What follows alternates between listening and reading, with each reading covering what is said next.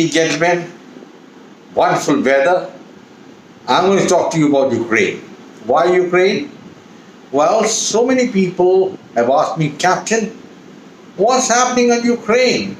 We know the news, but what's your analysis? Please tell us. Well, I'm going to tell you exactly that. Not the news, but the analysis. First of all, I'll tell you about the game of poker. You know, it's a game which is very much played in the West, and there's something called up the ante. Up the ante in poker means they're going to increase your bet. And when you increase your bet, you take a risk, thinking the other party is not going to match it.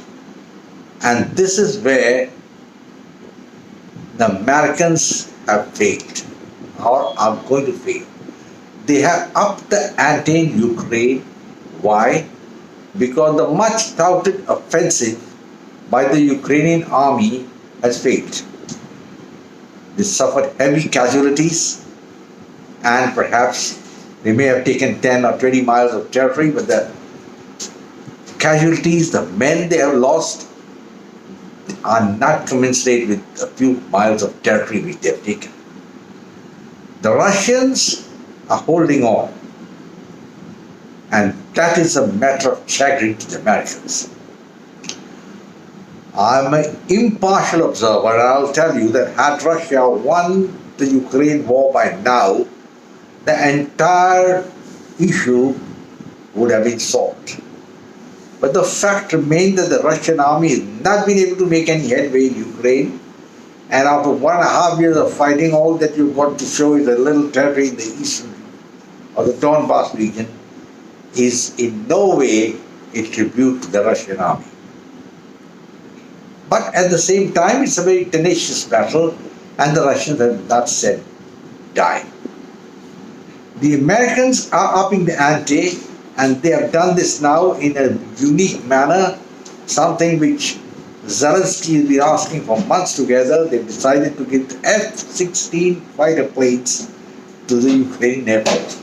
Now I'll tell you, the F16 is a very good air superiority plane, but it requires professional skill to pilot, and it must also have ground support, which unfortunately is not there. And in case somebody has to pilot those planes, he has to be properly trained.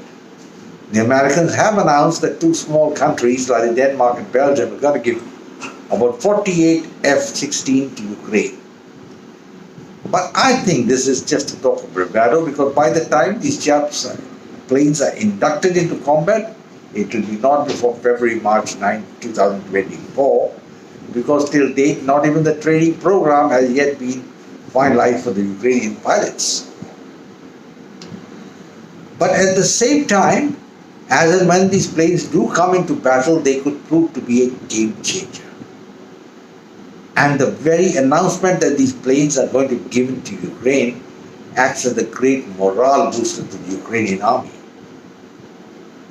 And as you know, one of the principles of war, as enunciated by Field Marshal von Clausewitz, morale is one of the very important principles. And if the Ukrainian army's morale goes up, they'll fight better. So, gentlemen, upping the ante has a meaning. But it's got a negative effect, because the Russians could also react. Vladimir Putin, I didn't keep silent and keep waiting till the F-16s come. I think he's going to do something more drastic. And we must beware of one particular thing. The Americans will go to any limits to win. Because all they want is to win and perpetuate the hegemony over the world. They lost a couple of wars. They lost in Afghanistan. The end result in Iraq was a Pyrrhic victory. They lost in Vietnam, Korea, long time back. But defeats are defeats. They don't want the same thing happening in Ukraine now. And that is the reason they are going hanger and tops after the Russians. Now the International Court of Justice is dominated by the Western powers and the Americans, and they have been persuaded to declare Vladimir Putin as a war criminal. I mean, literally laughable. Because if anybody has to be declared as a war criminal, it must be Zelensky who started this entire thing. But the Americans have got clout, and many countries who have signed the Convention of the International Court are duty bound to take action on the directions of this International Court of Justice, and they have to execute the arrest warrant which has been issued against Vladimir Putin. Now, South Africa is one of those countries which has signed the charter, and it has developed cold feet during the BRICS meeting when it advised Vladimir Putin not to come, because if he had come, the South Africans felt it was they were duty bound to arrest him. So we have the sad spectacle of the founder of BRICS not attending the meeting and being represented by his Foreign Minister Lavrov. It's a sad thing, and I thought the South Africans would have shown more spunk, more metal, and not fallen in the 3 bags full category to the Americans. Gentlemen, this just about shows that BRICS has lost its relevance. If the founder member cannot attend the meeting, it obviously means this organization has become dead, and that is the American aim. So that's what I've been telling you. The Americans will go to any end, not only to destroy BRICS, but try and destroy Russia, and they have a no-holds-barred campaign. One should be very careful when you take these steps, when you up the ante. If you remember, there was a 7-year war between France and England, and then the 100-year war. There was the Franco-German war, then there were the Japanese invasions of Southeast Asia. If you study all these campaigns, they took place because of miscalculations and some people upping the ante, like what the Americans are doing in Ukraine. And one mistake after another got compounded till the whole world had to fight. And that is the reason I say that this is very, very dangerous step which the Americans have taken and could very well lead to Armageddon. And now what is that? As per the Bible, that's the last war between good and evil. And I've been saying repeatedly that Ukraine will lead to that. I was hoping peace will come, but there's going to be no peace. Of course, I would have been much happier if the Russian army had mounted an assault from day one and occupied Ukraine. And that's the biggest mistake which Vladimir Putin has done, and he's going to regret it. America is now the king of the world, there's no doubt about it. They have 735 bases spread over the globe. They're manning all of them, and they've got a military presence in every nook and corner of the world. And all this is only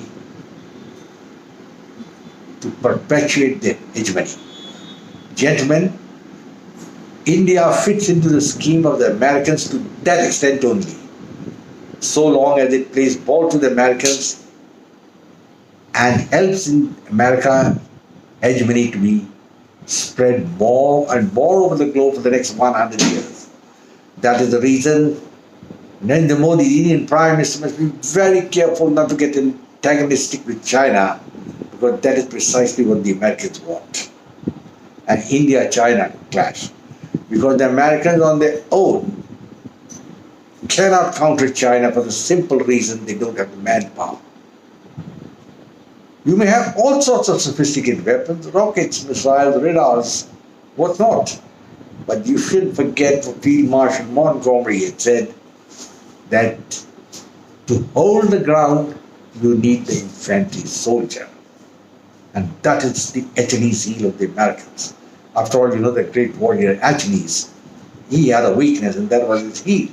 He was invincible otherwise, and his arrow hit the heel in the battle in Troy, when he was taking the body of Hector, who he had killed, the prince of Troy, 7 times round the city, and an arrow fired by Prince Paris, the younger brother, killed at least. So America must beware. They are not invincible. And Joe Biden in particular, I think is one of the most incompetent presidents America can ever think of. I quite agree with Donald Trump when he says that if he had been the president of America, this war in Ukraine wouldn't have taken place. Very right? But at the moment he's facing 18 indictments, criminal charges, we don't know. And though he's the most popular man in America, it's anybody's guess he will be able to stand for election in 2024 or so. Well, gentlemen, if the Democratic Party continues, it's a sobering thought, and Biden or somebody like him comes up and continues what Biden has started, the end result is going to be Third World War. And that is going to be the battle between good and evil. Now, I can't say who's going to be good and who's going to be bad, because that's going to be decided by the end result. But I have no doubt in my mind that Western civilization has bitten off more than it can chew. And by upping the ante, giving the most sophisticated weapons, including F16 to Ukraine, they have signed their death warrant. There is no choice going to be left to Vladimir Putin at some stage to use the nuclear option. And he will use it in a way which I've been repeatedly saying, where he will make it look like an internal implosion in Ukraine. And that will mark the destruction of Western civilization. India in this entire imbroglio must be very, very careful not to be seen as being part of the American gang. In no way.